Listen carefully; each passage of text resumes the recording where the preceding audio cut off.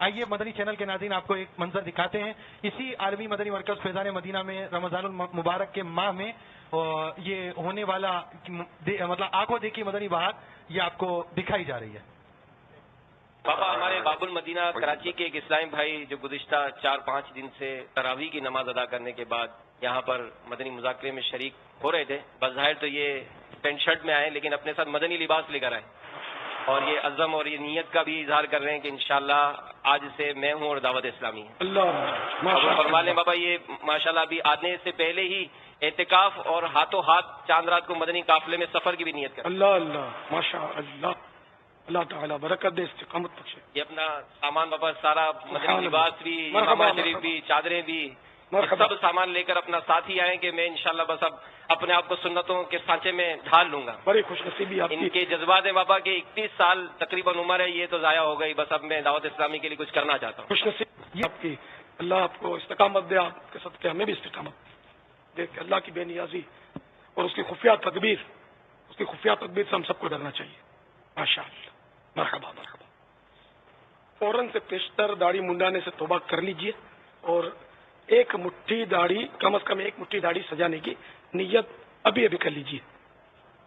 انشاءاللہ امامہ بھی سج جائے گا. اب امامے کی سنت بھی خود ہی باندھ لیجئے. پھر جب موقع ملا اور یہاں سے حاجی امین اعلان فرمائیں گے انشاءاللہ قریب سے بھی آپ کی زیارت کروں گا اور انشاءاللہ امامہ بھی باندھوں گا انشاءاللہ. بابا یہ اسلام بھائی بھی ہاتھوں ہاتھ مدنی ہولیے میں سج گئے بابا. ارے اللہ یہ وہی ابھی جو جی ماڈرن لباس میں تھے. ہونے کا دیوانہ امامہ اور زلفوں ریش میں ان کا دیوانہ امامہ اور زلفوں ریش میں واہ دیکھو تو صحیح لگتا ہے کتنا شان کا.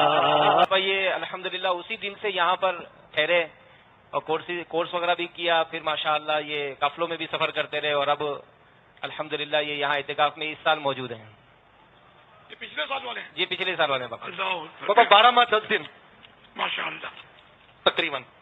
اس دوران آپ نے کیا کیا سیکھا ہے؟ پیارے بابا جان میں 8ویں روزے کو یہاں مدنی مذاکرے میں شرکت ہوا تو ایک مدنی ماحول دیکھ کر ایمان تازہ ہوا اور آپ کے مدنی مذاکروں نے میرے ایمان کو ایسا جھنجھوڑا ہے کہ میں فیصلہ ہی نہیں کر پا رہا تھا کہ میں کس طرف جاؤں.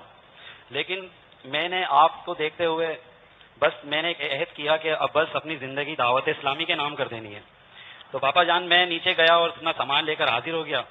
ایک اسلامی بھائی میرے کو یہاں تک لے کر آ گئے, مجھے تو پتا بھی نہیں تھا. لیکن پاپا یہاں آنے کے بعد مجھے یہ پتا چلا کہ میری 31 سالہ زندگی وہ ضائع ہو گئی. آج الحمدللہ 12 ماہ میں نے دعوت اسلامی کے ساتھ گزارے. اتنا کچھ سیکھنے کو ملا بابا جان کہ میں پچھلی زندگی پہ جب نظر اپنی دوڑاتا ہوں تو میرے سے جب پڑھی اپنے ایبوں پہ نظر تو مجھ سے برا کوئی نہ تھا بابا جان. تو میں بس یہاں آ گیا الحمدللہ مدنی قافلوں میں سفر کیا.